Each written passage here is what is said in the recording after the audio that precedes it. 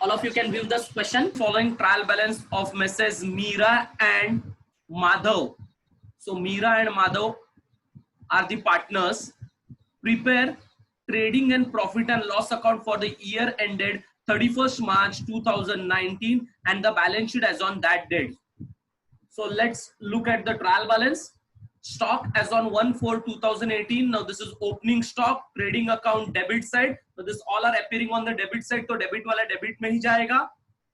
Debtors assets, bills receivable assets, purchase trading account, returns. ये debit में आया है तो ये credit में से minus होगा. So में से minus होगा ये होगा less from. Don't push को नहीं toll. So this will be deducted from sales. तो sales को मैं tick कर रहा हूँ. Okay. Then we have carriage inward. Carriage inward will be trading. Carriage outward will be profit and loss account. Okay. We have motor vehicle. Motor vehicle will be assets. We have general expenses. General expenses will be profit and loss account. Export duty. Now, dear students, export duty will again be profit and loss account. Then advertisement. Advertisement will be profit and loss account. लेकिन उसमें एक hidden adjustment है for 3 years. From 1/10/2018. Now what is this adjustment? वो हम देखेंगे. So advertisement expenditure पे एक hidden adjustment. I am putting a tick mark on that. Then we have printing and stationery. Printing and stationery profit and loss account. Drawings. Drawings will be partners capital account क्योंकि capital ही है current नहीं है. So partners capital account debit side में जाएगा. Leasehold premises है. Leasehold premises is an asset. Then cash at bank is an asset. And furniture is an asset. I hope this is clear. So this is the debit side as far as trial balance is concerned. Let's move on to the credit side. Credit side mein we have bank overdraft. Bank overdraft is nothing but a negative bank balance. So bank overdraft जाएगा liability side में. Is that clear? Negative bank balance है तो liability side में दिखेगा. Then bills payable is again liability. Creditors liability. Sales trading. Outstanding rent. हमने देखा है जब भी आउटस्टैंडिंग रेंट या कोई भी आउटस्टैंडिंग एक्सपेंस ट्रायल बैलेंस में अपीयर होता है तो उसका हमें सिंगल इफेक्ट पास करना है और वो सिंगल इफेक्ट कहां पे जाएगा? लायबिलिटी साइड में जाएगा. आई होप दिस इज क्लियर. जब एडजस्टमेंट में आया तो डबल इफेक्ट देना है, ट्रायल बैलेंस में आया तो सिंगल इफेक्ट देना है. Similarly unpaid wages. अनपेड का मतलब भी आउटस्टैंडिंग ही होता है. अनपेड मतलब जो पे नहीं किया मतलब जो आउटस्टैंडिंग है. तो ये भी आउटस्टैंडिंग वेजेस है और ये भी लायबिलिटी में जाएगा क्योंकि वो ट्रायल बैलेंस में आया तो सिंगल इफेक्ट ही होगा. I hope this is clear. So outstanding rent and unpaid wages both will go to liabilities. Then capital Meera और Madhav. So capital will be partners capital account में will be this will be the opening balance in partners capital account और ये credit में है तो it will be coming to the credit side. Then purchase return. Purchase return हम less from purchases करेंगे और purchase को हम टिक कर रहे हैं. I hope this is clear. Then all the adjustments. Adjustment में सबसे पहला adjustment closing stock is valued at 32,000. We know the double effect of closing stock. Closing stock को हम क्या करते हैं? Trading account credit side and balance sheet assets. Okay. So this is liability का double effects. Then we have provide provision for doubtful debt rupees 2,000. Provision for doubtful debt adjustment में आया है तो ये क्या है? ये हमारे लिए new RDD है. So this is new RDD. बराबर है? Provision for doubtful debt is new RDD for us. And new RDD का दो effect क्या है? New RDD will be less from debtors. ये first effect है. Second effect will be add to bad debts होता है. Profit and loss account debit से. Profit and loss account debit side में बैड डेट्स में add करना है. अगर बैड डेट्स होगा तो ऐड करेंगे, नहीं होगा तो सेपरेटली लिखेंगे. तो let us see whether we have bad debts और नॉट. एंड डेटर्स को भी टिक करना है. सो चलो डेटर्स को एक टिक मार्क दे रहा हूं. We have an adjustment on debtors so I am putting a tick mark on debtors. And bad debts हमारे पास हमको दिया नहीं तो we will be writing this new RDD separately. Is that clear? क्योंकि we don't have bad debt तो add करने के लिए कुछ नहीं है तो हम अलग से लिख लेंगे पीएनएल में. Okay. Then we have reserve for discount on debtors. ये रिजर्व किसके ऊपर क्रिएट करना है? डिस्काउंट किसके ऊपर देना है? डेटर्स के ऊपर. डिस्काउंट डेटर्स के ऊपर क्रिएट करना है तो ये डेटर्स में से ही होगा. तो इसका इफेक्ट क्या आएगा? Less debtors. So any discount on debtors will be deducted from debtors. अगर for discount on creditors होता तो हम creditors से deduct करते थे. और अगर आपको याद रहेगा डेटर से लेस किया तो हमको ये डिस्काउंट होने के कारण डिस्काउंट में ऐड करना होता है. कौन से वाले डिस्काउंट में ऐड करना होता है? Add to discount. लेकिन डिस्काउंट हमारे डेबिट और profit and loss account debit. तो ये डिस्काउंट डेबिट वाले डिस्काउंट में ऐड करेंगे क्योंकि ये डेटर्स के ऊपर का रिजर्व है. अगर क्रेडिटर्स के ऊपर का रिजर्व होता तो ऐड टू डिस्काउंट कहां पे करते? क्रेडिट वाले डिस्काउंट में ऐड करते. तो लेट अस चेक डेबिट में कुछ डिस्काउंट है क्या. तो देखेंगे अगर ट्रायल बैलेंस देखा तो डेबिट में कोई डिस्काउंट नहीं है. और अगर डेबिट में कोई डिस्काउंट नहीं है तो हम ऐड करने के लिए हमारे पास कोई डिस्काउंट पहले से नहीं है तो हम इसे सेपरेटली बताएंगे. Exactly. Whenever we don't have an item to add it, we will be showing it separately in our P&L account. So reserve for discount on debtors will be showing separately in debit side of P&L. Then they have given valued of leasehold premises on 31st March 2019 is 1 lakh. यानी 31st March 2019 के दिन leasehold premises का value जो है वो हमें 1 लाख का बनाना है. That is what they have given. So 1 lakh का लीजहोल्ड प्रीमाइसेस का वैल्यू रहना चाहिए जब आप फाइनल अकाउंट्स बना रहे हो उस दिन यानी 31 मार्च 2019 के दिन. Let us check leasehold premises का वैल्यू कितना है. लीजहोल्ड प्रीमाइसेस का वैल्यू अपने ट्रायल बैलेंस में 1 लाख. हमें कितना बनाने बोला है? 1 लाख बोला है. उसका मतलब लीजहोल्ड प्रीमाइसेस में से 10,000 डिडक्ट करना है और कोई भी फिक्स्ड एसेट्स में से जब हम वैल्यू डिडक्ट करते हैं we call it depreciation. Is that clear? That means इसका इफेक्ट क्या करना है? जो हम डेप्रिसिएशन का इफेक्ट देते हैं वही हमें इसका इफेक्ट देना है. But instead of directly giving depreciation दो उन्होंने बोला वैल्यू करो. तो वैल्यू करने का मतलब इनडायरेक्टली हमें डेप्रिसिएशन प्रोवाइड करने के लिए कह रहे हैं. So will be providing depreciation. And then last outstanding expenses में प्रिंटिंग एंड स्टेशनरी आउटस्टैंडिंग है 500. सो आउटस्टैंडिंग हमें पता है हम add to printing and stationery करेंगे ऐड टू पर्टिकुलर एक्सपेंस. और दूसरा हम क्या करेंगे? बैलेंस शीट में लायबिलिटीज में लेके जाएंगे आउटस्टैंडिंग का second effect. Is that clear? ये देखो ये आउटस्टैंडिंग कहां पे आया है? ये एडजस्टमेंट में आया है. तो हमने दो इफेक्ट पास किया. जब आउटस्टैंडिंग ट्रायल बैलेंस में आया था तो हमने सिंगल इफेक्ट ही पास किया खाली लायबिलिटी साइड में. That you have to remember. Okay तो चलो प्रिंटिंग एंड स्टेशनरी को टिक करते हैं.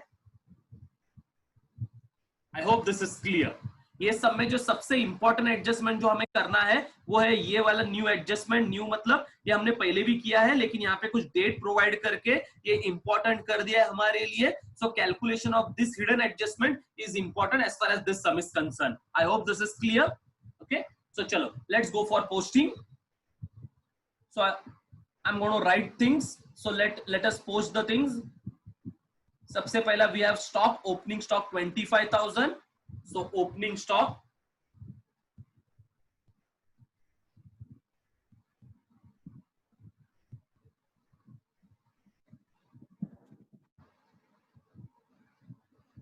25,000. I'm going to write it in the outer column. Opening stock is 25,000. Is that clear? Then opening stock के बाद next item is debtors. Debtors के ऊपर एक tick mark है. We are going to write debtors in. हम debtors को कहां पे लिखने वाले हैं? Asset side में 80,500. So debtors asset side में है. ऊपर से थोड़ा जगह रख रहा हूं. And then I'm writing debtors asset side में. इनर कॉलम में 80,500. एक्चुअली स्पीकिंग डेटर्स पे हमने एक ही टिक मार्क वहां पे दिख रहा है लेकिन और एक टिक मार्क डालना था. दो चीज हमें डेटर से डिडक्ट करना है.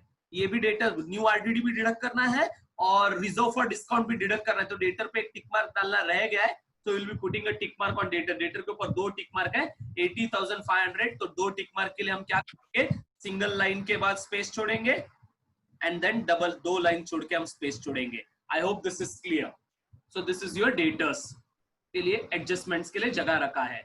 Then after debtors, the next thing that we are going to write is bills receivable. Asset side में 10,000 और उसके ऊपर कोई tick mark नहीं है. So I'm going to write it in the outer column. So next item is bills receivable.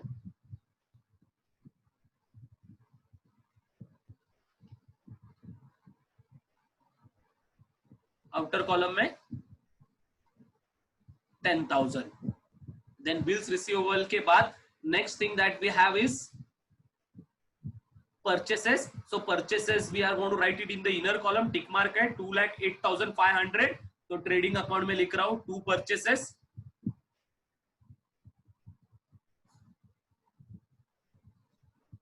$2,08,500. That is what we have read. Let me check once again. Yeah, 2,08,500, and I'm putting a line for our adjustment. ठीक है, I'm drawing a line for it. Then purchases के बाद next item returns है जो हमें sales से minus करना है. तो sales हम पहला लिख लेते हैं और उसमें से returns minus करेंगे. 1,000 का returns है, sales है 3,25,000 का. देखो इधर sales है और उसके ऊपर एक tick mark है, 3,25,000 का sales है. So I'm writing it on the credit side by sales 3,25,000. That's your sales, and you are going to deduct returns from it. So returns bracket में लिख रहे हैं हम क्योंकि वो डिडक्ट करना है. 1,000 का रिटर्न्स हम माइनस करेंगे तो आउटर कॉलम में वैल्यू कितना आएगा? 3,24,000 is going to be your value in the outer column. I hope this is clear. ठीक है. डेटर्स के बाद नेक्स्ट थिंग दैट रिटर्न्स के बाद नेक्स्ट चीज है कैरेज इनवर्ड. 3,000 कैरेज इनवर्ड भी हम ट्रेडिंग अकाउंट में लिखने वाले हैं. So in trading account I am going to write 2 carriage inward.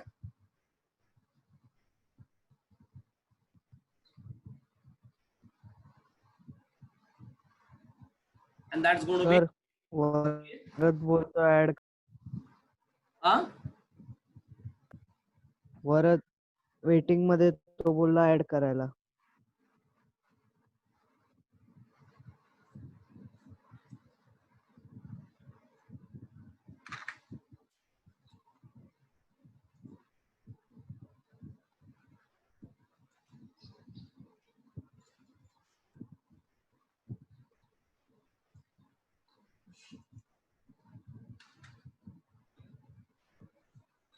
ठीक है. So carriage inward is 3,000. Carriage inward 3,000 हमने एंट्री कर लिया है ट्रेडिंग अकाउंट में. Then we have carriage outward profit and loss account 4,500. So carriage outward हम PNL में लिख रहे हैं. To carriage outward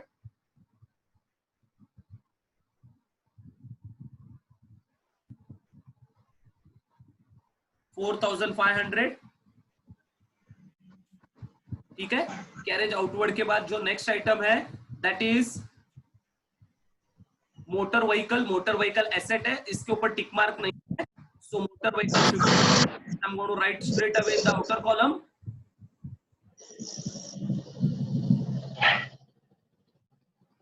so motor vehicle 55,000 I am going to write it in the outer column. Tick mark नहीं है उसके ऊपर. So outer column में स्ट्रेट अवे लिखूंगा. मोटर व्हीकल के बाद नेक्स्ट आइटम जो है दैट इज जनरल एक्सपेंसेस. लिखेंगे 1,800. So general expenses I'm going to write in P&L 1,800 to 2 general expenses.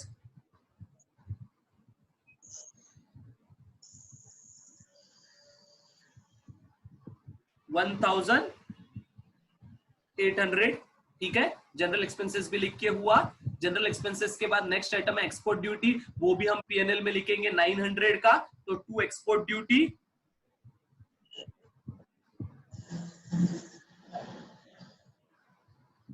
$900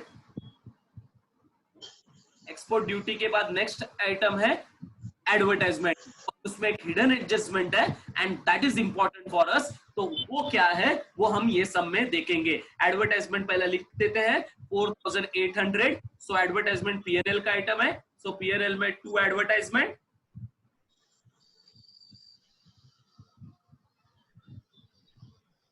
inner column में 4,800 और एक हिडन एडजस्टमेंट है. उसके लिए यहाँ पे लाइन ड्रॉ कर देते हैं. And let us do that hidden adjustment now. Late us see what that hidden adjustment says. तो यहाँ पे हम एडवर्टाइजमेंट का हिडन एडजस्टमेंट कर रहे हैं.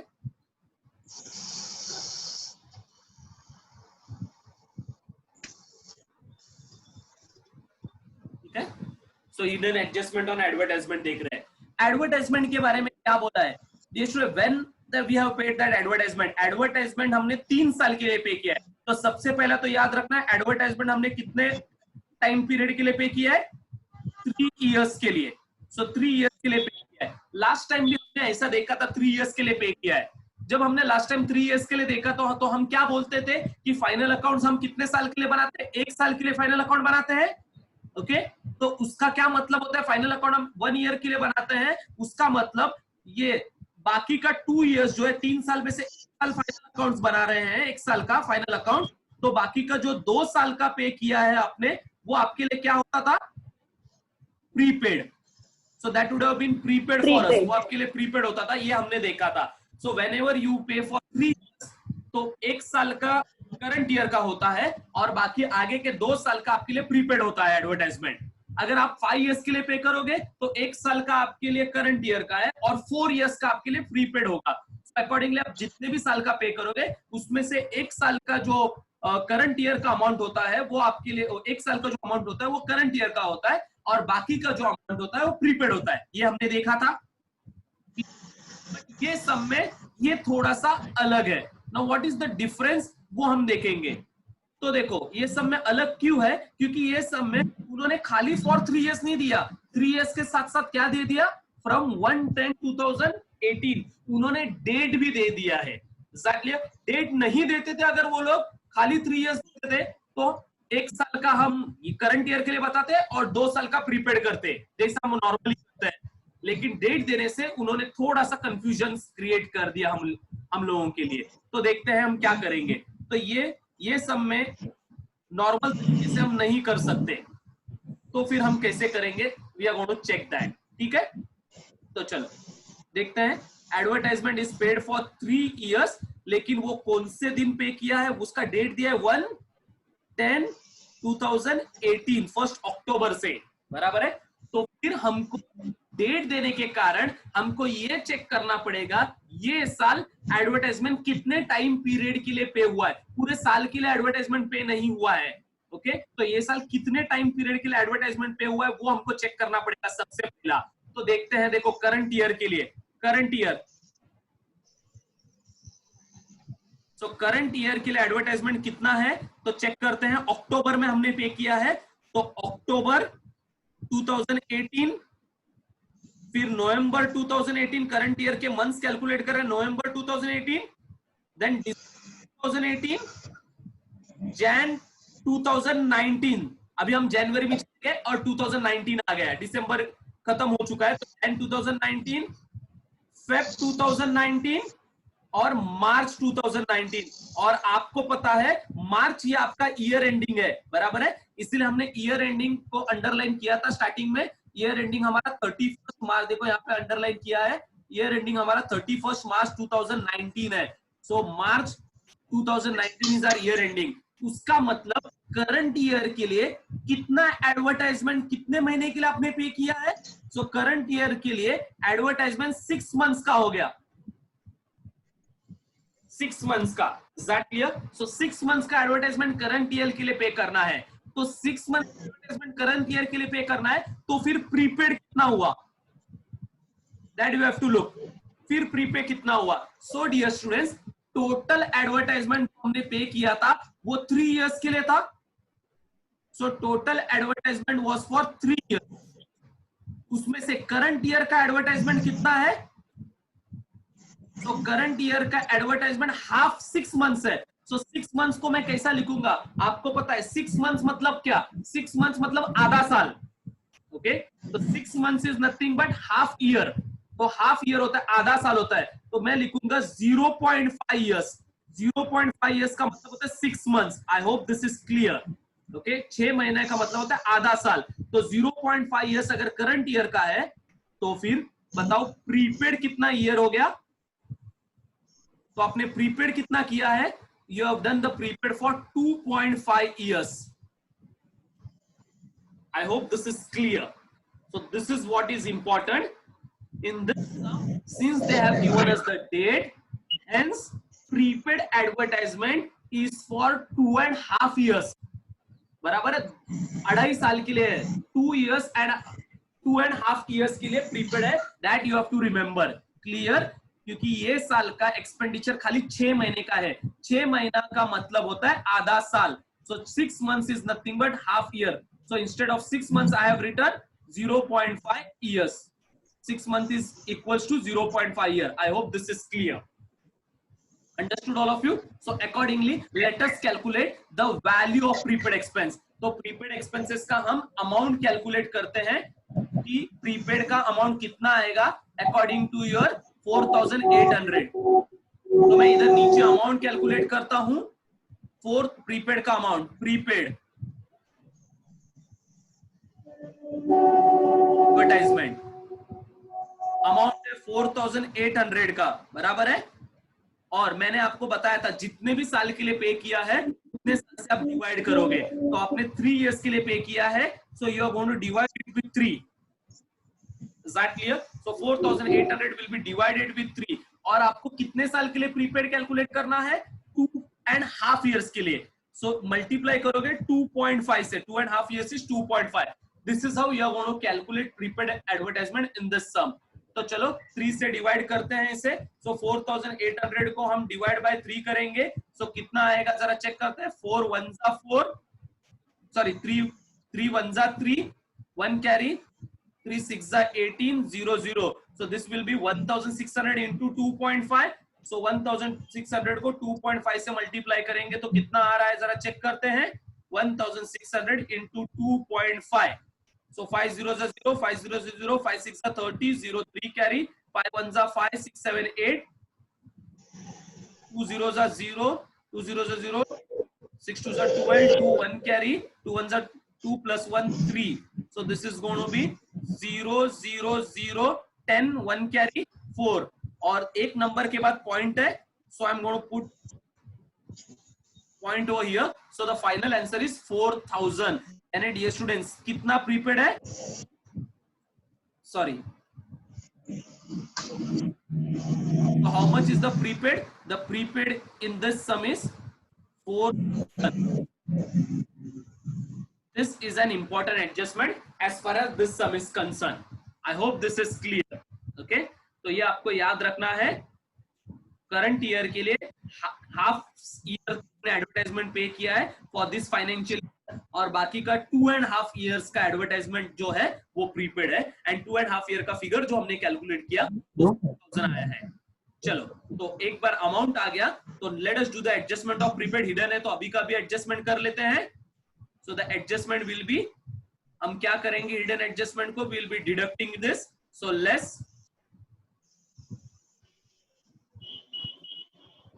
प्रीपेड, और कितना लेस करना है? 4000 लेस करना है। 4000 प्रीपेड का अमाउंट है, तो आउटर कॉलम आएगा 800, और प्रीपेड जो है आपके लिए प्रीपेड एडवर्टाइजमेंट जो है that is nothing but your fixed, sorry assets में आएगा। So you are going to write it in side, prepaid advertisement 4000 का प्रीपेड है। I hope this is clear. This is the most important adjustment as far as this sum is concerned. Okay. Then comes printing and stationery 1200. So printing and stationery 1200 आएगा 2.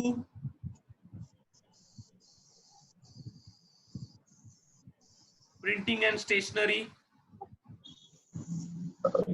1200 outer column में, ठीक है। Stationery के बाद next item है, printing and stationery पे tick mark है। So printing and stationery हमको आउटर में नहीं लिखना है, हमको इनर में लिखना है। So I am writing printing and stationery in inner column, उसके ऊपर एक टिक मार्क है।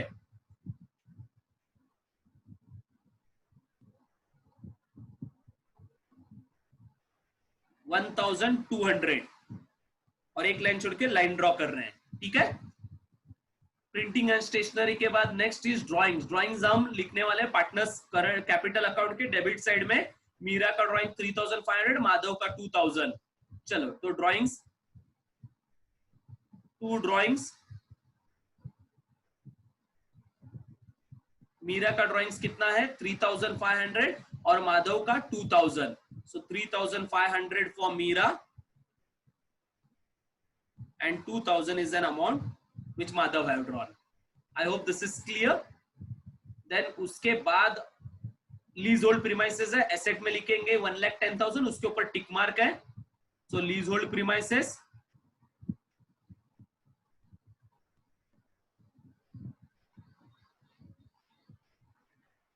1,10,000 एंड एक टिक मार्क है उसके ऊपर।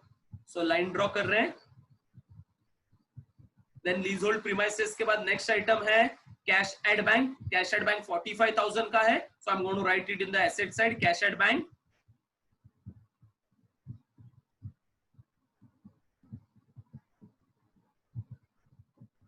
आउटर कॉलम में 45,000. ठीक है. कैश एट बैंक के बाद next item is furniture. Furniture भी इनर कॉलम में लिखना है 8,300. उसके ऊपर टिक मार्क नहीं है, so furniture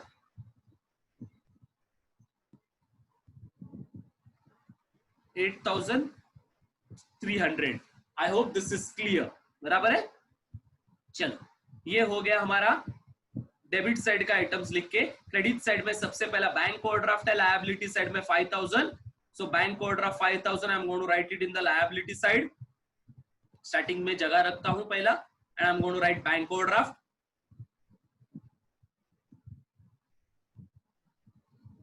bank overdraft is negative bank balance, and bank overdraft का अमाउंट हमने देखा था कितना है. बैंक ओवरड्राफ्ट का अमाउंट 5,000 का है. और उसके बाद बिल्स पेबल 12,500.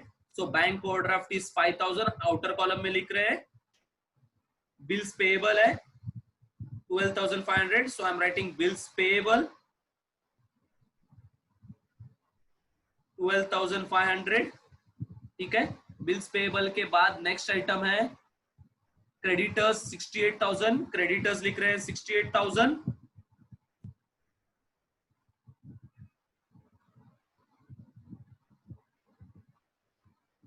सब लायबिलिटीज के आइटम है.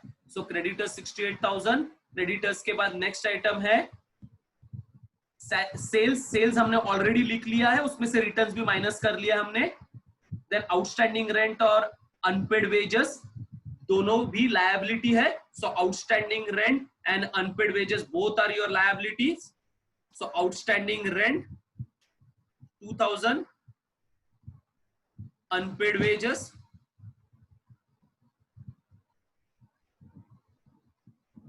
1,500. both are shown as a liabilities for. Then you have capital. Partners capital account के क्रेडिट साइड में जाएगा. ये ओपनिंग बैलेंस है 75,000 दिया है. So we are going to write it as opening balance. Partners capital account के credit side में by balance brought down. Meera का 75,000 है और माधव के लिए भी 75,000 इज द अमाउंट. ओके. चलो, दोनों का पार्टनर्स का कैपिटल भी ब्रॉट डाउन किया. Then finally we have purchase return 1,000 का जो हमें लेस करना है परचेसेस में से. सो परचेसेस में से लेस करते हैं, लेस रिटर्न्स ब्रैकेट में 1,000. एंड डियर स्टूडेंट 2,08,500 में से 1,000 माइनस करेंगे तो आएगा 2,07,500. That's going to be your purchase का figure. I hope this is clear. Okay. तो ये हो गया हमारे लिए सारे एंट्रीज करके. उसके बाद हम जाएंगे एडजस्टमेंट्स के लिए.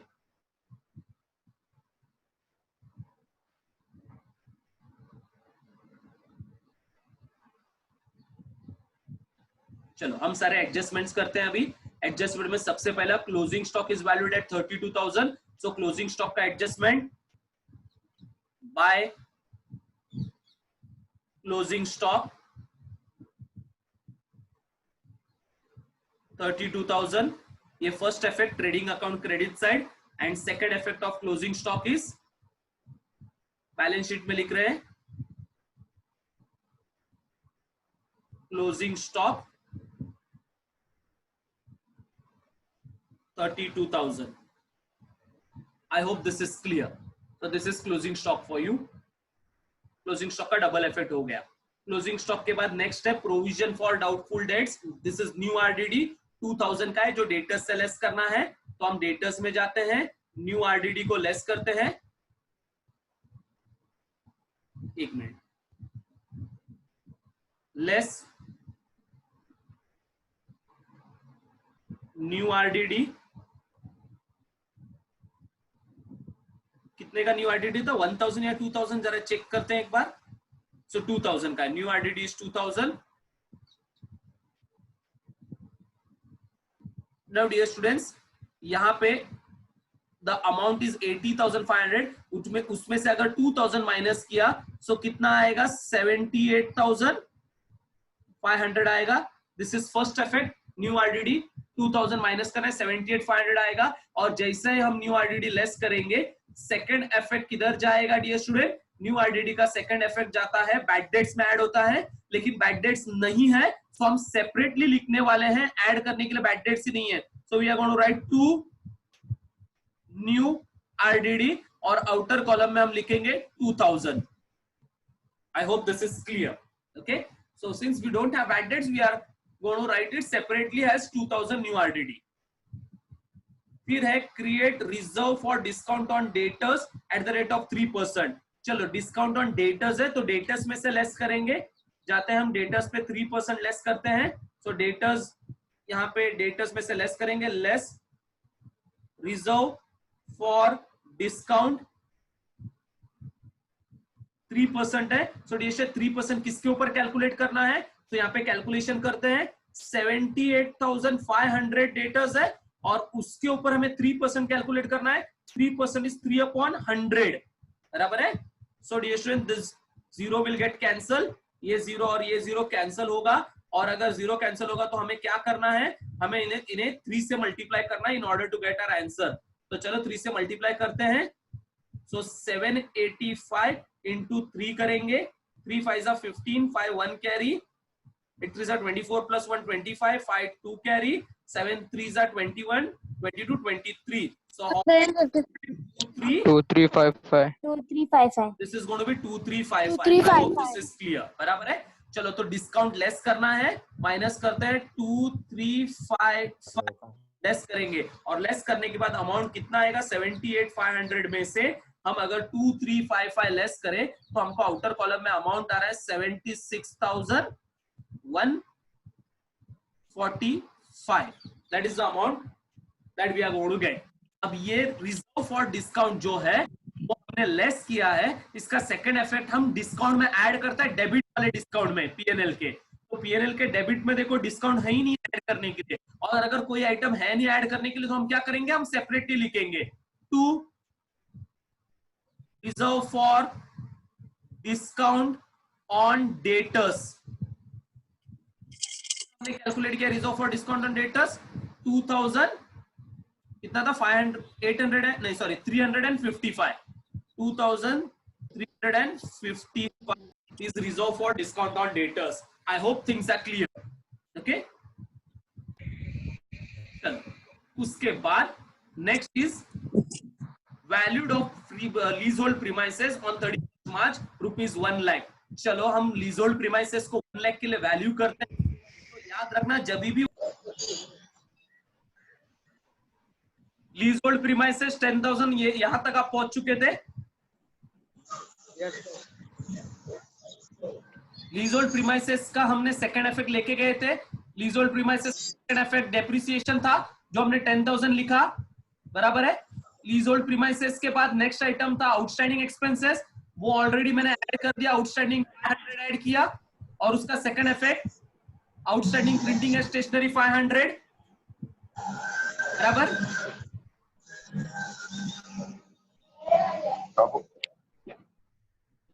देन उसके बाद एडजस्टमेंट्स होने के बाद हम क्लोज कर रहे हैं. हमने जब क्लोज किया तो ट्रेडिंग अकाउंट के क्रेडिट साइड का टोटल आया 3,56,000. वही सेम टोटल हम डेबिट में लेके आए. जब हमने डेबिट का टोटल किया तो डेबिट का टोटल आया 2,35,500 और ये दोनों को लेस करके हमको ग्रॉस प्रॉफिट आया 1,20,500.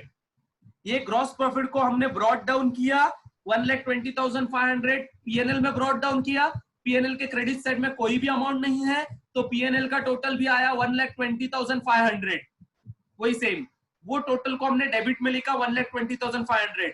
फिर डेबिट साइड का जब टोटल किया पीएनएल का आइटम्स का तो पीएनएल के डेबिट साइड का आइटम्स का टोटल आया 24,000. यहाँ पे लिखा है 24,055 है डेबिट का टोटल. तो क्रेडिट का टोटल में से डेबिट का टोटल माइनस किया तो बैलेंसिंग फिगर आया 96,445 का. ये 96,445 का जो नेट प्रॉफिट आया है वो दो पार्टनर्स में बांटा है, मीरा और माधव।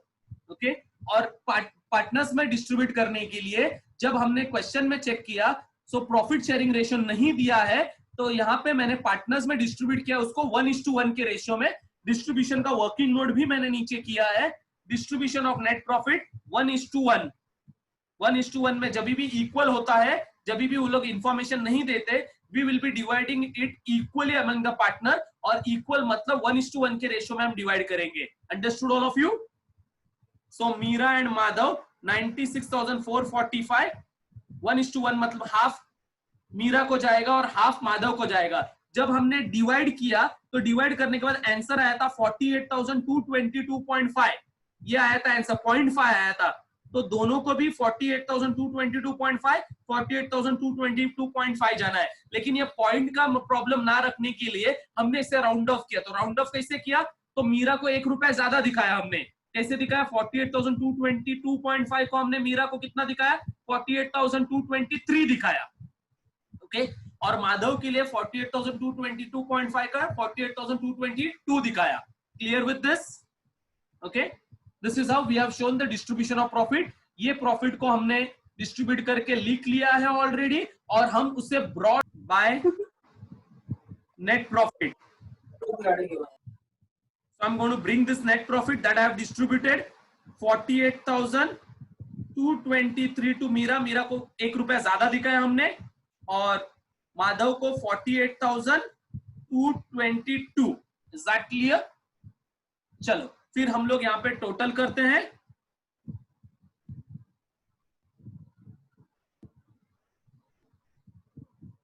And 23,223. हाँ 1,23,223 मीरा का टोटल है। 2 2 8 8 plus 5 13 3 1 carry and 12 1,23,223, और माधव का आएगा 1,23,222 आएगा, क्योंकि माधव को 1 रुपया कम दिया था। तो 222 will be the total. Same I'm writing over here, 1,23,223 and 1,23,222. So दोनों का टोटल हमने लिखा है। फिर एक एक का अमाउंट को हम माइनस करते हैं और बैलेंसिंग फिगर कैलकुलेट करते हैं।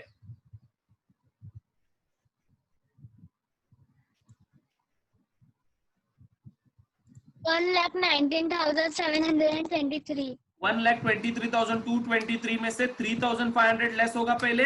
सो 3,500 लेस होगा तो हमने कितना कहा था? 1,19,723। This is for Meera. And Madhav के लिए 2,000 लेस करना है, तो 2,000 लेस करके कितना आएगा? 1,21,222। ठीक है। Now this we call it as closing balance, तो हम उसको लिखते हैं टू बैलेंस कैरिड डाउन। और जैसे ये बैलेंस कैरिड डाउन आया पार्टनर्स कैपिटल अकाउंट का, उसको हम लायबिलिटी साइड में लेके आएंगे। यहां पे partners capital, Meera, and inner column I am writing 1,19,723, Madhav 1,21,222। ठीक है, चलो लेट्स 2,40,945. 2,40,945। इधर टोटल नीचे लिख रहा हूं 2,40,945। Okay, so that is your total. फिर लायबिलिटी साइड का टोटल करते हैं, plus 68,000 plus 3,500 plus 5,000 plus 2,000 plus 1,500 plus 500, so that's going to be 3,30,445. I'm writing it over here, 3,30,445। ठीक है। फिर क्रेडिट साइड में भी सॉरी क्रेडिट साइड नहीं, एसेट साइड का भी टोटल करते हैं। चलो 55,000 plus 1 lakh plus 8,300 plus 30 3 lakh plus 76,145 plus 10,000 plus 4,000 plus 45,000, and that's going to be 3,30,444. So this is tallying.